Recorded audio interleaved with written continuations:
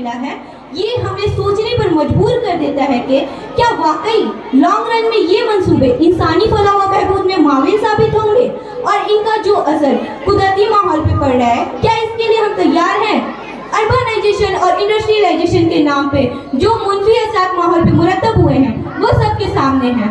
اور دنیا کے مختلف حصوں میں آئے دن رونما ہونے والی موسمی تبدیلیاں اس کا ایک کھلا ثبوت ہے۔ Global warming, landslide, cyclone, بہت زیادہ بارش، ڈیولپمنٹ کے نام پہ جو پہاڑی علاقوں میں بے تحاشا تعمیرات کا سلسلہ شروع کیا گیا تھا اس کا نتیجہ آج ہمارے سامنے ہے۔ آئے دن ہمارے ملک کی دو ریاستیں اتراکھنڈ اور ہماچل پردیش قدرت کے قہر کا شکار ہوتی نہیں ہیں اور اس کے علاوہ معاشی ترقی کے نام پر قدرتی وسائل جیسے مٹی، پانی، معدنیات، جنگلات وغیرہ کا بے جا استعمال کیا گیا جس کے نتیجے میں قدرتی ماحول کا توازن بگڑ کر رہ گیا ہے۔ بہت سے نایاب جانداروں کی نسلیں ناپید ہو کر رہ گئی ہیں اور جنگلات میں رہنے والے قبائلوں کی زندگی خطرے میں پڑ گئی ہے اور وہ اپنی روزی روٹی سے محروم نظر آ رہے ہیں۔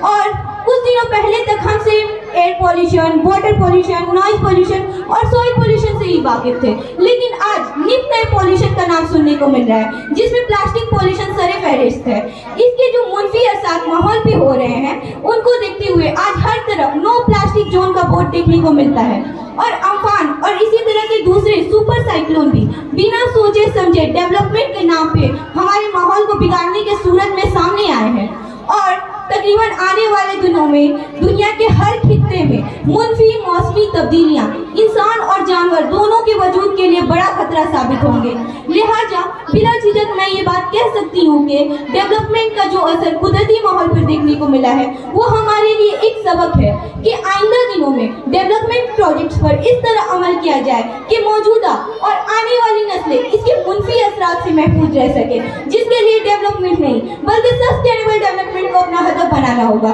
اور ایک اہم بات آپ کو بتاتے ہوئے چلوں، آج کے دور میں ہم لوگ دیکھ رہے ہیں کہ گرمی بڑھ رہی ہے اور اس لیے ہم اپنی سہولتوں کے مطابق اے سی، کولر، ریفریجریٹر اور انہی طرح کی دیگر مشینوں کا استعمال کر رہے ہیں، لیکن ہم یہ نہیں سوچ رہے کہ ان مشینوں سے ہمارے ماحول پہ کیا اثر پڑے گا۔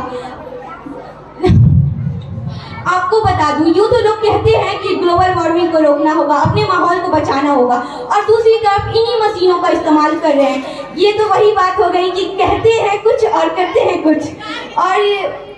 آپ اپنی سہولتوں کے لیے ان مشینوں کا استعمال کر رہے ہیں۔ آپ کی جانکاری کے لیے بتا دوں، ان مشینوں سے یعنی اے سی، کولر، ریفریجریٹر سے ختم ہو گیا۔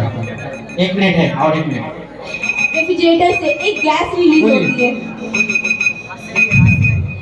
ریلیز ہوتی ہے جسے CFC یعنی کلورو فلورو کاربن کہتے ہیں، جو کہ ایک بے حد ہی خطرناک گیس ہے جو کہ ہمارے اوزونوسفیئر کو برباد کر رہی ہے۔ اور اگر ایسا ہی چلتا رہا تو ایک دن ایسا آئے گا کہ ہمارا اوزونوسفیئر پوری طرح سے برباد ہو جائے گا اور جس کے نتیجے میں سورج سے آنے والی UV ریز یعنی الٹرا وائلٹ ریز زمین پر ڈائریکٹ پڑیں گی اور جس کے نتیجے پہ انسان بڑی بڑی بیماریوں کا شکار ہوگا۔ اور اس لیے ہمیں چاہیے کہ ہم ان مشینوں کا زیادہ سے زیادہ استعمال نہ کر کے زیادہ سے زیادہ پودے لگائیں اور اپنے ماحول کی حفاظت خود کریں۔ اور آخر میں اس شعر کے ساتھ میں اپنی بات کو ختم کرنا چاہتی ہوں کہ وہ اندھیرا ہی بھلا تھا کہ قدم راہ پر تھے، وہ اندھیرا ہی بھلا تھا کہ قدم راہ پر تھے، روشنی لائی ہے منزل سے بہت دور ہمیں۔ شکریہ، السلام علیکم۔